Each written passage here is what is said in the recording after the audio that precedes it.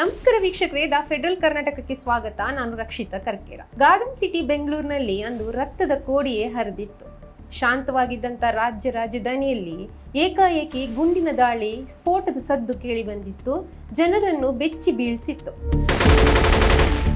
ಇದರ ಹಿಂದೆ master mind ಒಬ್ಬ ಇದ್ದ. ಪಾಕಿಸ್ತಾನದಲ್ಲಿ ಕುಳಿತು ರಾಜಧಾನಿಯನ್ನು ಅಕ್ಷರಶಃ ಸ್ಮಶಾನವಾಗಿ ಮಾಡಲು ಹೊರಟಿದ್ದ. ಅವನ ಹೆಸರೇ ಅಮೀರ್ ಹಮ್ಜಾ ಅಥವಾ ಅಬು ಹಮ್ಜಾ. ಈ ಪಾಪಿ ಇದೀಗ ಲಾಹೋರ್ನ ಆಸ್ಪತ್ರೆಯಲ್ಲಿ ಗಂಭೀರವಾಗಿ ಗುಂಡೇಟು ತಗುಲಿ ಜೀವನ್ ಮರಣದ ನಡುವೆ ಹೋರಾಡ್ತಾ ಇದ್ದಾನೆ. ವಿಶೇಷ ಅಂದ್ರೆ ಪಾಕಿಸ್ತಾನ ಸರ್ಕಾರ ಈತನಿಗೆ Z+ ಭದ್ರತೆ ನೀಡಿತ್ತು. ಈ ಬಿಗಿ ಭದ್ರತೆಯ ನಡುವೆಯೇ ಅಪರಿಚಿತ ವ್ಯಕ್ತಿಗಳು ಈತನ ಮೇಲೆ ಗುಂಡಿನ ದಾಳಿ ನಡೆಸಿದ್ರು. ಗಂಭೀರವಾಗಿ ಗಾಯಗೊಂಡಿದ್ದ ಈತನನ್ನು ಲಾಹೋರ್ನ ಆಸ್ಪತ್ರೆಯಲ್ಲಿ ದಾಖಲಿಸಲಾಗಿದೆ. ಹಾಗಿದ್ರೆ ಈ ಅಬು ಹಮ್ಜಾ ಯಾರು? ಈತ ಬೆಂಗಳೂರಿಗೂ ಈತನಿಗೂ ಏನು ಸಂಬಂಧ? ಭಾರತದಲ್ಲಿ ಈತನ ಕರಾಳ ಇತಿಹಾಸ ಶುರುವಾಗೋದೆ 2005ರಲ್ಲಿ. ನಿಮ್ ನೆನಪಿರ್ಬೋದು, ಬೆಂಗಳೂರಿನ ಇಂಡಿಯನ್ ಇನ್ಸ್ಟಿಟ್ಯೂಟ್ ಆಫ್ ಸೈನ್ಸ್ ಅಲ್ಲಿ ಆ ಸಂಸ್ಥೆಯಲ್ಲಿ ಒಂದು ಭೀಕರ ದಾಳಿ ನಡೆದಿತ್ತು. ಉಗ್ರರ ದಾಳಿ ನಡೆದಿರುತ್ತೆ. ಇಡೀ ದೇಶವನ್ನೇ ಬೆಚ್ಚಿ ಬೀಳಿಸಿದಂಥ ಈ ದಾಳಿಯಲ್ಲಿ ಗಣಿತ ಪ್ರಾಧ್ಯಾಪಕರಾದಂಥ ಮನೀಶ್ ಚಂದ್ರ ಪುರಿ ಅವರು ಗಂಭೀರವಾಗಿ ಗಾಯಗೊಂಡು ಕೊನೆಯುಸಿರೆಳೆದಿದ್ರು. ಅಷ್ಟೇ ಅಲ್ಲದೆ ಈ ಘಟನೆಯಲ್ಲಿ ಹಲವರು ಗಂಭೀರವಾಗಿ ಗಾಯಗೊಂಡಿದ್ರು. ಈ ಘಟನೆ ನಂತರನೇ ಈ ಅಬು ಹಮ್ಜಾ ಬೆಂಗಳೂರನ್ನು ತನ್ನ ಟಾರ್ಗೆಟ್ ಅನ್ನಾಗಿ ಮಾಡ್ಕೊಳ್ಳಿಕ್ಕೆ ಶುರು ಮಾಡಿದ. ಅಲ್ಲಿವರೆಗೆ ಜಮ್ಮು ಕಾಶ್ಮೀರವೇ ಇವನ ಟಾರ್ಗೆಟ್ ಆಗಿತ್ತು. ನಂತರ ಈ ದಾಳಿ ಯಾವಾಗ ನಡೆಯಿತೋ ಅದರ ನಂತರ ಈ ಬೆಂಗಳೂರೇ ಅವನ ಮೇನ್ ಟಾರ್ಗೆಟ್ ಆಗಿತ್ತು. ಇಲ್ಲಿನ ಕೆಲವೊಂದು ಯುವಕರನ್ನು ಅಥವಾ ಕೆಲವೊಂದು ಶಂಕಿತ ಉಗ್ರರನ್ನು ಅವನು ಬಳಸ್ಕೊಂಡು ಇಲ್ಲಿ ದಾಳಿ ನಡೆಸಲಿಕ್ಕೆ ಶುರು ಮಾಡ್ತಾನೆ. ಅವನು ಬೆಂಗಳೂರಲ್ಲಿ ಈ ದಾಳಿ ನಡೆಸಲಿಕ್ಕೆ ಇವನಿಗೆ ಸಾಥ್ ಕೊಟ್ಟವ್ರು ಯಾರು ಅಂತಂದ್ರೆ, ಇಲ್ಲಿನ ಇದೇ ಊರಿನ ಅಥವಾ ಇದೇ ನಾಡಿನ ಇಬ್ರು ಉಗ್ರರು. ನಿಮ್ಗೆ ಗೊತ್ತಿರ್ಬೋದು, ಯಾಸಿನ್ ಭಟ್ಕಳ್ ಮತ್ತೆ ರಿಯಾಜ್ ಭಟ್ಕಳ್ ಅಂತ ಹೆಸರು ಕೇಳಿರ್ಬೋದು. ಈ ಇಬ್ರು ಉಗ್ರರು ಇವನ ಪಟ್ಟ ಶಿಷ್ಯರು ಅಂತಾನೆ ಹೇಳ್ಬೋದು. ಇವರು ಈ ಅಬು ಹಮ್ಜಾಗೆ ಸಾಥ್ ಕೊಟ್ಟು ಬೆಂಗಳೂರಲ್ಲಿ ಈ ದಾಳಿಗೆ ಸಹಾಯ ಮಾಡ್ತಾರೆ. ಅವರು ಈ ಭಟ್ಕಳ್ ಸಹೋದರರು ಇಂಡಿಯನ್ ಮುಜಾಹಿದೀನ್ ಎಂಬ ಉಗ್ರ ಸಂಘಟನೆಯನ್ನು ಈ ಅಬು ಹಮ್ಜಾ ಅವನ ಮಾರ್ಗದರ್ಶನದಲ್ಲೇ ಅದನ್ನು ಸ್ಥಾಪಿಸಿ ನಂತರ ದೇಶದ ಬೇರೆ ಬೇರೆ ಕಡೆಯಲ್ಲಿ, ಇವನು ಮುಂಬೈ ಎಲ್ಲ ಕಡೆಗಳಲ್ಲಿ ಸರಣಿ ಬಾಂಬ್ ಸ್ಫೋಟ ಇವುಗಳು ನಡೆಸಲಿಕ್ಕೆ ಇವರು ಮುಂದಾಗ್ತಾರೆ. ಇವನ ಮಾರ್ಗದರ್ಶನನೇ ಎಲ್ಲಿರುತ್ತೆ. ಇವನು ಕಂಪ್ಲೀಟ್ ಆಗಿ ಪಾಕಿಸ್ತಾನದಲ್ಲಿ ಕುಳಿತು ಇಲ್ಲಿ ಏನು ಮಾಡಬೇಕು ಅನ್ನೋದಕ್ಕೆ ಸ್ಕೆಚ್ ರೂಪಿಸ್ತಿದ್ದ. ಅದರ ಪ್ರಕಾರ ಇವರು ಇಲ್ಲಿ ದಾಳಿ ನಡೆಸ್ತಾ ಇದ್ರು.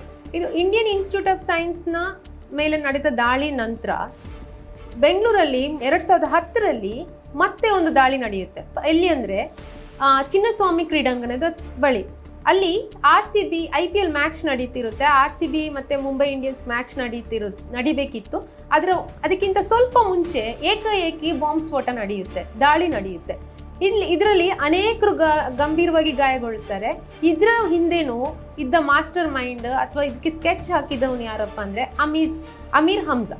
ಇನ್ನು ಈತ ಈಗ ಲಾಹೋರ್ನಲ್ಲಿ ಇವನ ಮೇಲೆ ಅಟ್ಯಾಕ್ ಆಗಿದೆ. ಇದರಲ್ಲಿ ಇನ್ನೂ ವಿಶೇಷತೆ ಏನಂತ ಅಂದರೆ, ಇವನ ಮೇಲೆ ದಾಳಿ ನಡೆದಿದೆ ಎಲ್ಲಿ ಅಂದರೆ ಪಾಕಿಸ್ತಾನದ ಗೃಹ ಸಚಿವನ ಒಡೆತನದ ಒಂದು ಸುದ್ದಿವಾಹಿನಿಯ ಕಚೇರಿಯ ಎದುರುಗಡೆ. ಇವನು ಅಲ್ಲಿಗೆ ಹೋಗ್ತಿದ್ದ. ಅಲ್ಲಿ ಏಕಾಏಕಿ ಅದು ಗುಂಡಿನ ದಾಳಿ ನಡೆದಿದೆ. ಈ ಗುಂಡಿನ ದಾಳಿಲಿ ಇವನು ಗಂಭೀರವಾಗಿ ಗಾಯಗೊಂಡಿದ್ದಾನೆ.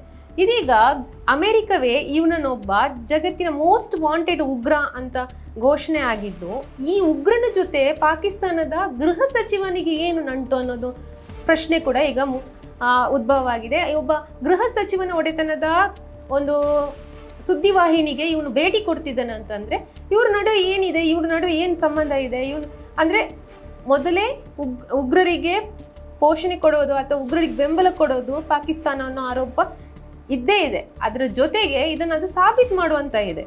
ಒಟ್ಟಿನಲ್ಲಿ ಪಾಕಿಸ್ತಾನ ಉಗ್ರರಿಗೆ ಎಷ್ಟೇ ಭದ್ರತೆ ನೀಡಿದ್ರೂ, ಎಷ್ಟೇ Z+ ಸೆಕ್ಯೂರಿಟಿ ನೀಡಿದ್ರೂ ಭಾರತಕ್ಕೆ ಬೇಕಾಗಿದ್ದಂಥ ಮೋಸ್ಟ್ ವಾಂಟೆಡ್ ಉಗ್ರರು ಒಬ್ಬೊಬ್ಬರಾಗಿ ನಿಗೂಢವಾಗಿ ಹತ್ಯೆ ಆಗ್ತಾ ಇದ್ದಾರೆ. ಇತ್ತೀಚೆಗಷ್ಟೇ ಹಫೀಜ್ ಸಯೀದ್ನ ಸಹೋದರ ಕೂಡ ನಿಗೂಢವಾಗಿ ಸಾವನ್ನಪ್ಪಿದ್ದ. ಹೀಗೆ ಒಬ್ಬೊಬ್ಬರಾಗಿ ಮೋಸ್ಟ್ ವಾಂಟೆಡ್ ಉಗ್ರರು ಹತರಾಗ್ತಿದ್ದಾರೆ. ಇದೀಗ ಇದೇ ಸಾಲಿಗೆ ಅಮೀರ್ ಹಮ್ಜಾ ಕೂಡ ಸೇರ್ತಿದ್ದಾನೆ. ಆಸ್ಪತ್ರೆಯ ಬೆಡ್ನಲ್ಲಿ ನರಳ್ತಾ ಇದ್ದಾನೆ.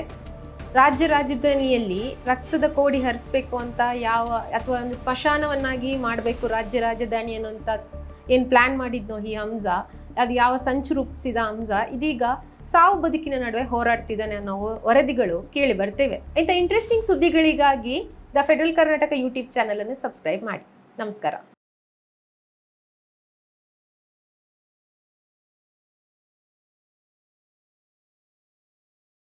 ಹೆಚ್ಚಿನ ಸುದ್ದಿ ಅಪ್ಡೇಟ್ಗೆ ಈಗಲೇ the federal Karnataka YouTube page ಅನ್ನು ಸಬ್ಸ್ಕ್ರೈಬ್ ಮಾಡಿ.